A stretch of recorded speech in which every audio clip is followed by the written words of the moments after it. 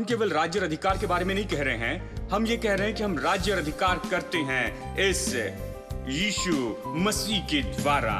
ये तो यीशु मसीह के द्वारा होता है। यदि यीशु आपका प्रभु नहीं है, अगर आप यीशु को नहीं जानते, तो फिर राज्य और अधिकार करना कहां पर है? ये तो यीशु मसीह के द्वारा है, इसलिए क्योंकि आप उसे जानते हैं, क्योंकि आप उससे आते हैं। ये इसलिए है क्योंकि आपकी सामर्थ उसी से आती है, आपका अधिकार उसी से आता है। Jesus, Jesus, Jesus.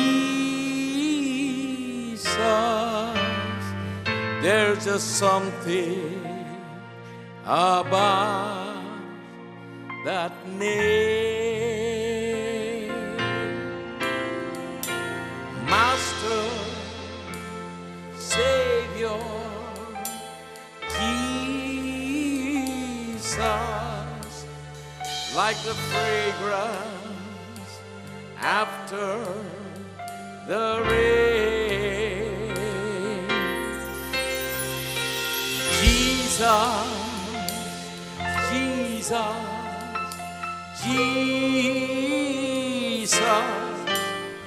let all heaven and earth proclaim.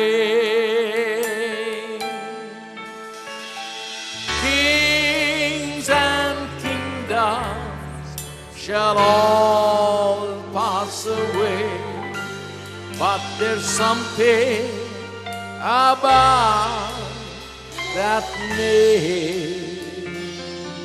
Everybody, Jesus, Jesus, Jesus. There's just something about that name. Master, Savior, Jesus, like the fragrance after the rain. Oh, Jesus, Jesus, Jesus, let all heaven and earth proclaim. Kings and kingdoms shall all pass away, but there's something about that name.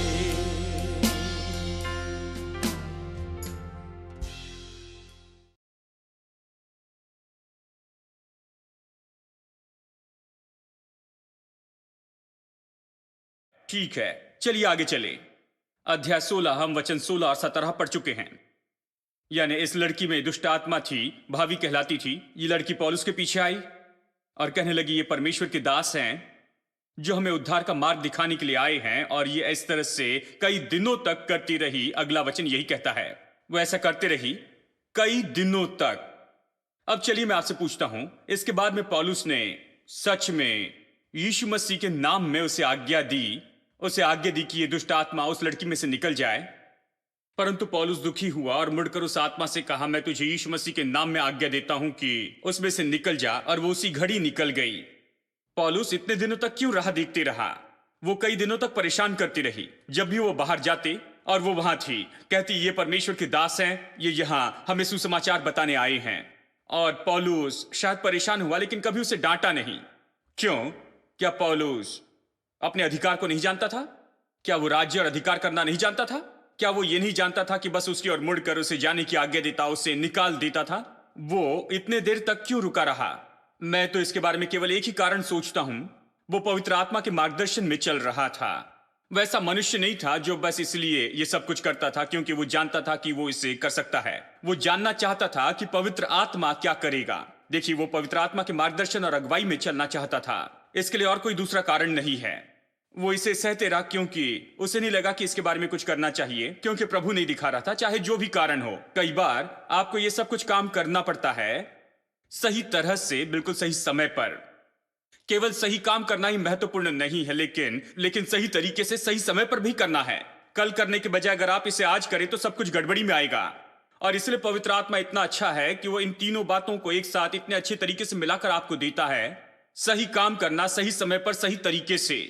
किसी ने कहा सफलता वही है कि सही काम सही तरीके से सही समय पर करना। और अगर तीनों को एक साथ जोड़े तो ये बहुत ही विस्फोटक एक साथ है, आप सफलता पाएंगे। लेकिन बहुत से लोग जो है वो समय को एक साथ नहीं रख पाते हैं, और इस तरीके को और इन सारी बातों को वो जानते हैं सही काम कैसे करें, लेकिन गलत तरीके से इसे करते हैं। वो जानते हैं सही काम कैसे करें, लेकिन सही समय पर इसे करना नहीं जानते हैं। कुछ लोग तो सही काम करना नहीं जानते हैं, वो कुछ और करते हैं। देखिए लेकिन अगर आप सही काम करें सही तरीके से सही समय पर, तभी आप सफलता पाते हैं। सफलता तो तभी आती है जब लोग इस तरह से करते हैं। और इन तीन चीजों को एक साथ रखने के द्वारा और इन तीन चीजों को एक साथ मिलकर काम करने के द्वारा आपको इसके लिए पवित्र आत्मा की मदद चाहिए, क्योंकि आप सर्वसामर्थी प्रभु नहीं हैं, आप पूरे बुद्धिमान नहीं हैं, आप सर्वज्ञानी नहीं हैं। देखिए, और इसलिए आप सब कुछ नहीं जानते हैं, और इसलिए पवित्र आत्मा सब कुछ देख सकता है, आगे पीछे जानता है, वो सब कुछ देख सकता है, और फिर वो आपको अच्छे से बता सकता है कि क्या करना है, किस समय करना है और किस तरह से इसे करना है। और पौलुस तो पवित्र आत्मा की अगुवाई में चल रहा है। अगर आप इस अध्याय के शुरू में इस बात को पढ़ते हैं, अध्याय 16 में आप पाएंगे पौलुस कहीं जा रहा था किसी और जगह पर, आशिया में, और पवित्र आत्मा ने उससे कहा कि आशिया में मत जाना, यूरोप में जाना। तो वो यूरोप में गए।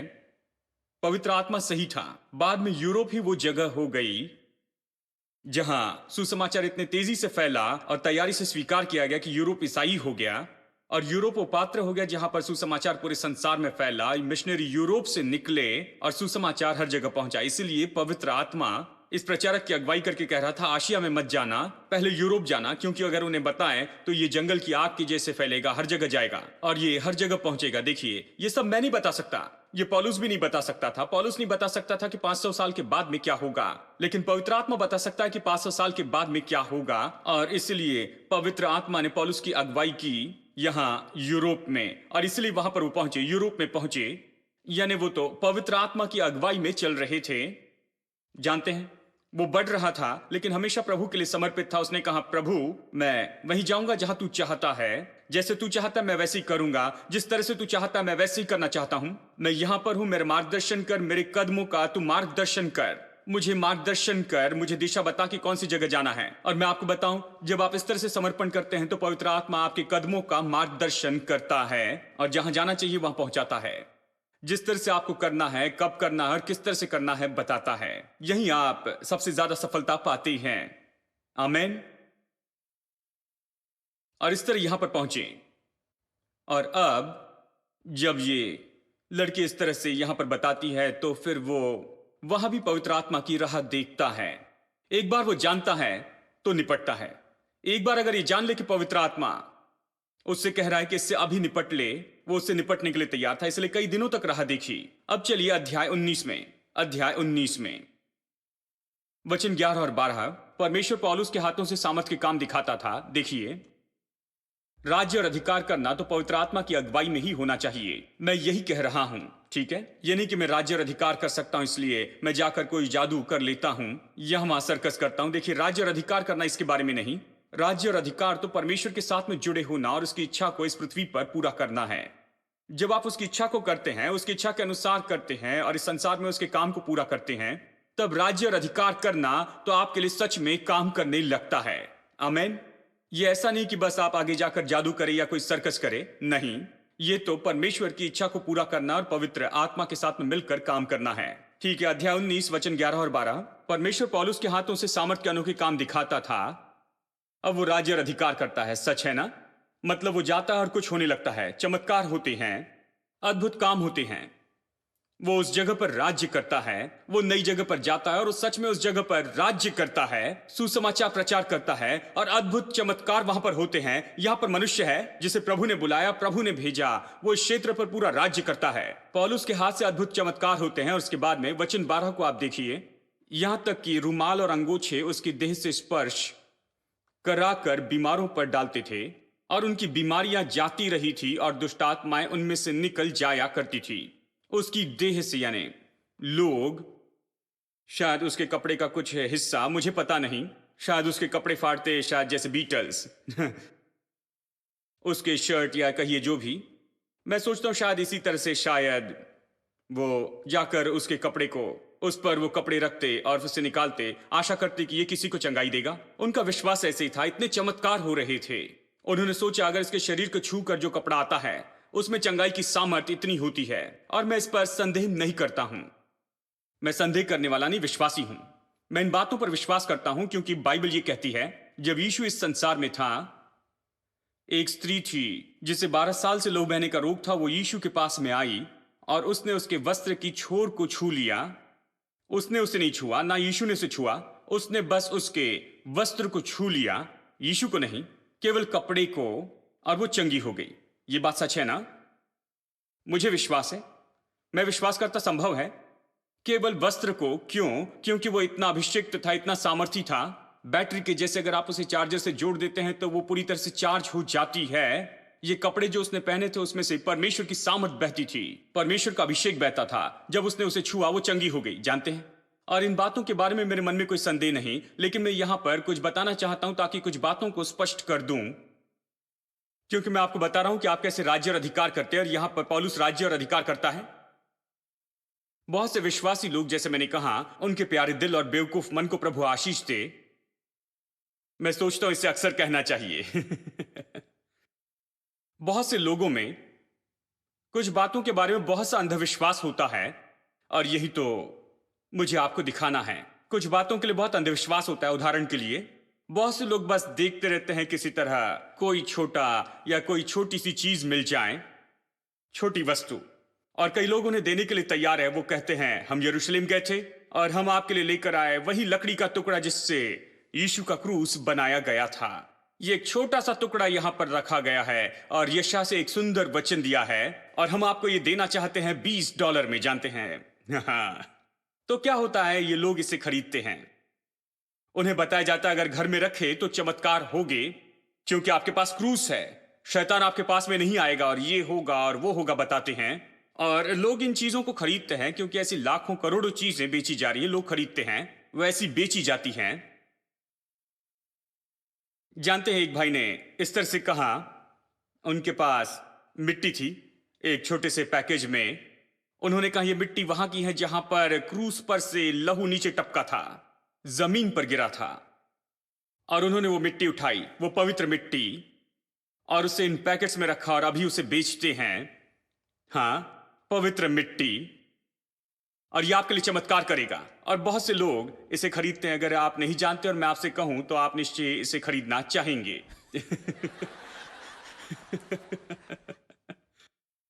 ये हो रहा है, देखिए। और मुझे याद है एक भाई वहां पर गए और यर्दन नदी का पानी लेकर आए। बहुत महत्वपूर्ण है क्योंकि यीशु ने वहां पर बपतिस्मा लिया, तो वो पानी लेकर आए और उसे छोटे छोटे बॉटल में रखा, और उन्होंने कहा कि किसी तरह की कोई समस्या हो तो बस एक छोटा सा बूंद ले लेना और सब कुछ चला जाएगा। और ये चमत्कार का पानी है जहां पर यीशु ने बपतिस्मा लिया था, यूहन्ना बपतिस्मा से, और हमने बिल्कुल वही पानी यहां पर लाया है, जानते हैं। और फिर कुछ लोगों के पास आशीषित तेल है। मैं इसे छोड़ नहीं सकता, यह बहुत ही महत्वपूर्ण है। मुझे सब बताना होगा क्योंकि ये बाहर सब कुछ हो रहा है। आशीषित तेल, यानी कुछ लोग हैं जो तेल को पैक करते हैं, और कोई आश्चर्य की बात नहीं कि तेल की कीमत इतनी ज्यादा बढ़ रही है। हम ही ऐसे लोग हैं जो तेल की कीमत बढ़ा रहे हैं। बहुत से विश्वासी तेल बेचते हैं छोटी छोटी बॉटल्स में, कहते हैं ये चमत्कार का तेल है, ये तो आशीषित तेल है। अगर आपकी कोई समस्या है इससे ले और उसे वहां पर लगाएं, आशीषित तेल, और आप आशीष पाएंगे, आप चंगे होंगे, छुटकारा पाएंगे, और ये सब। तो कई बार मेरे पास में भी लोग इस तरह तेल लेकर आते हैं। एक दिन नारियल तेल की एक बड़ी बोतल लेकर आई, कहा इसके लिए प्रार्थना कीजिए। मैंने कहा इसे कौन सी बीमारी है?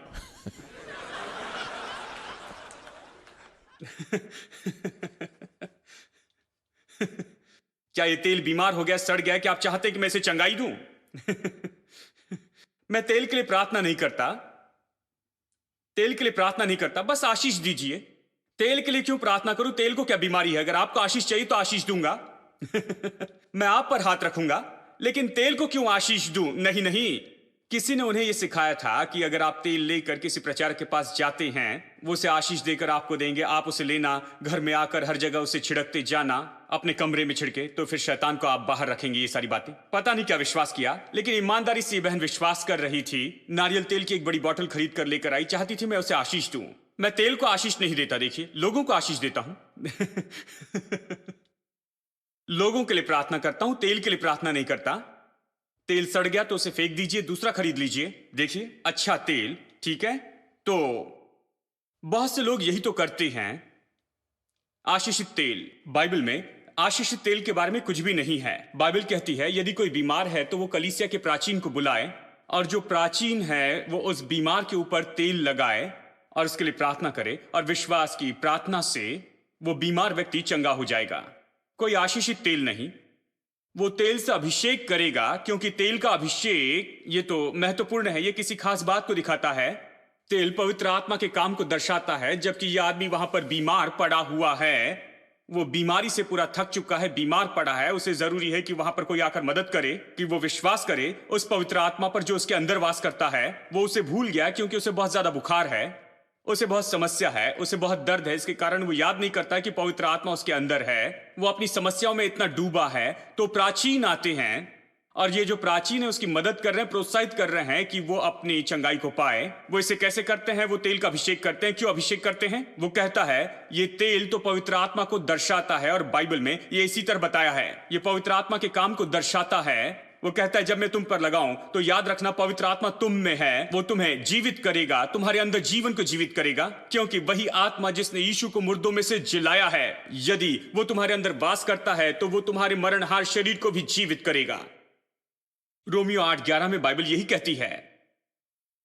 यानी ये तो केवल एक व्यक्ति की मदद करने के लिए है, जो ये बताती है कि किसी व्यक्ति के लिए कैसे काम होता है।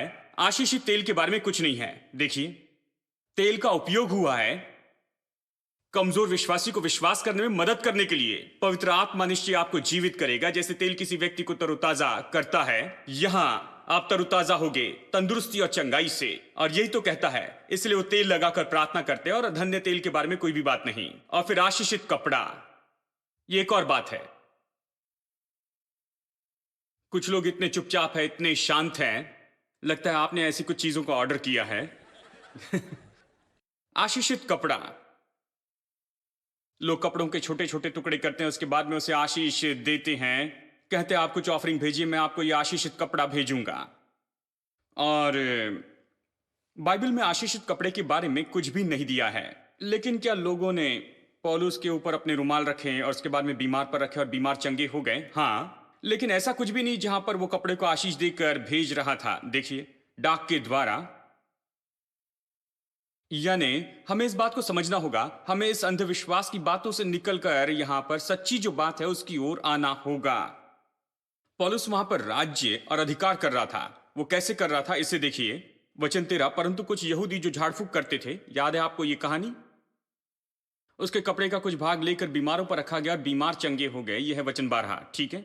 वचन 13 कहता है, फिर कुछ यहूदी जो झाड़ फूक करते थे ये करने लगे कि जिनमें दुष्ट आत्मा हो उन पर प्रभु यीशु का नाम ये कहकर फूंके, जिनमें दुष्ट आत्मा है उन पर प्रभु यीशु का नाम ये कहकर फूंके, जिस यीशु का प्रचार पौलुस करता है, मैं तुम्हें उसकी शपथ देता हूं। ये बहुत ही अच्छा उदाहरण है। ये लोग यीशु को नहीं जानते थे, उन्हें यीशु का नाम भी कहना नहीं आता था। वो ये कहते थे कि हम तुम्हें यीशु के नाम की शपथ देते हैं, लेकिन यीशु के नाम को नहीं जानते थे। तो उन्होंने कहा हम उस यीशु के नाम की शपथ तुम्हें देते हैं जिसका पौलुस प्रचार करता है। हमने उससे सुना। उन्होंने देखा कि पौलुस दुष्ट आत्मा निकाल रहा था। उन्होंने पौलुस को लोगों को चंगाई करते हुए देखा और कहा यह तो बिल्कुल नया मंत्र आया है। और वो क्या है? यीशु।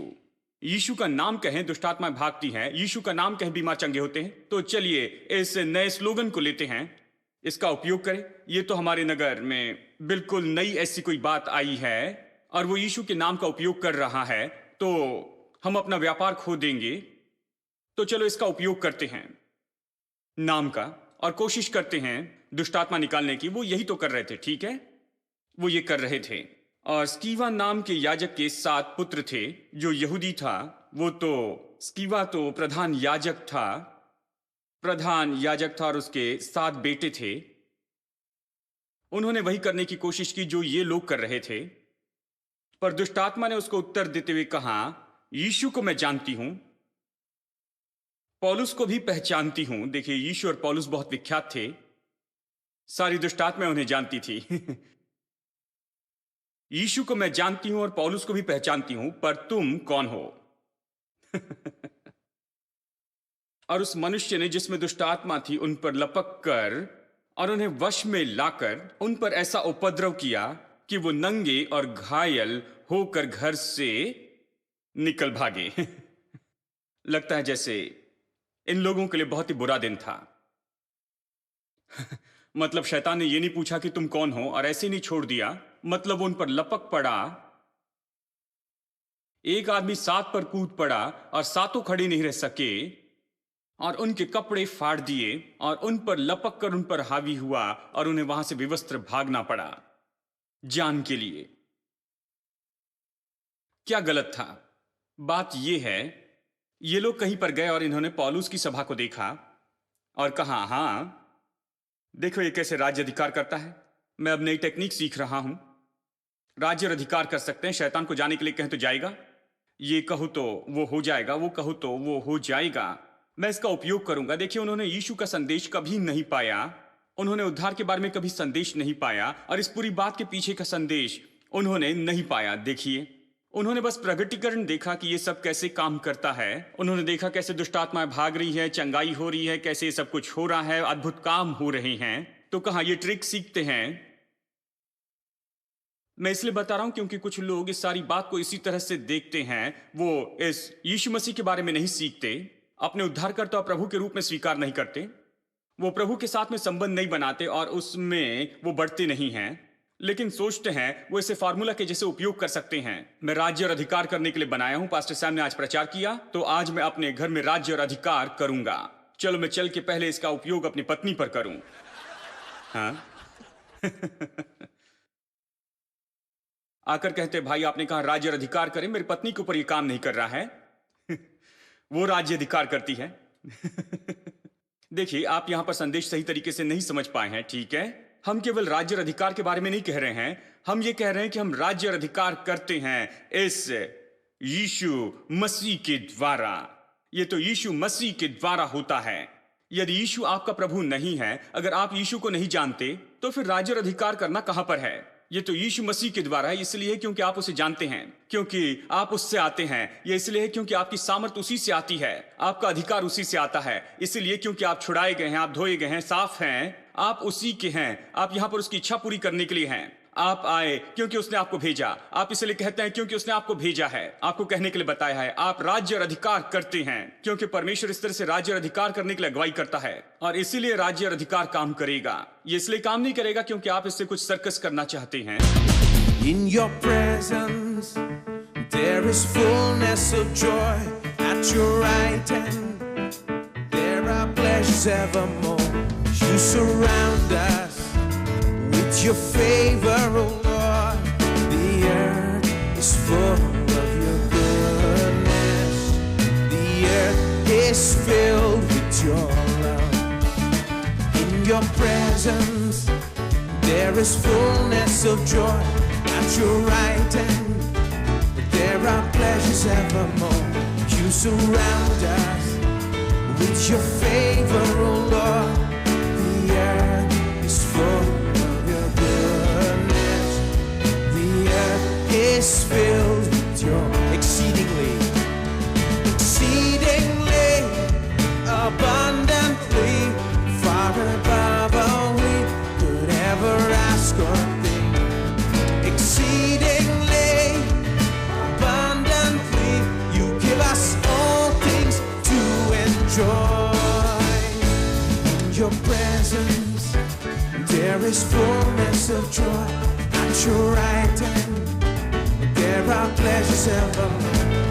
Surround us with your favor, oh Lord.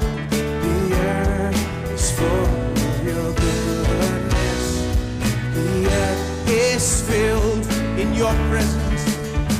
In your presence there is fullness of joy.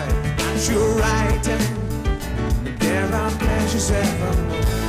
surround us with your favor, oh Lord. The earth is full of your goodness. The earth is filled with your exceedingly abundantly, far above all we could ever ask or think.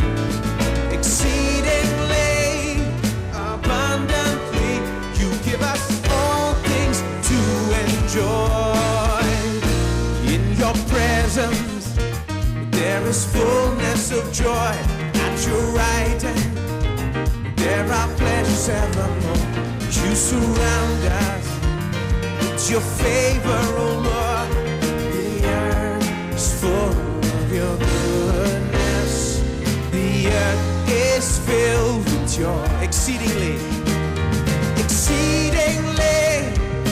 abundantly, far above all we could ever ask or think. Exceedingly, you give us all things to enjoy. In your presence there is fullness of joy. At your right hand there are pleasures evermore. You surround us with your favor, oh Lord. The earth is full of your goodness. The earth is filled exceedingly abundantly, far above all we could ever ask or think. Exceedingly abundantly, give us all things to enjoy. In your presence there is fullness of joy. At your right hand there are pleasures evermore. You surround us with your favor, oh Lord. The earth is full of your goodness. The earth is filled exceedingly abundantly, far above all we could ever ask or think. Exceedingly abundantly, you give us all things to enjoy.